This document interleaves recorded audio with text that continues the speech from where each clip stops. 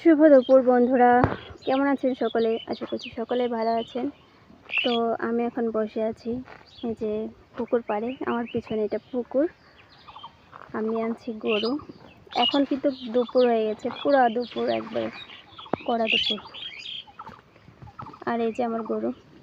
অনেক রোদ আজকে, দেখতে পাচ্ছেন কত রোদ। আর এই রোদের মধ্যে যে আম গাছের নিচে নিচে গরুগুলোকে বেঁধে রাখছি। আর আসলে অলরেডি ধান কাটাও শুরু হয়ে গেছে। এই যে দেখেন, এখানে ধান কাটছে, এই জায়গাটায় ধান কাটছে। আর এই পুকুরের পাড়ে আমি গরু নিয়ে বসে আছি একা। এই যে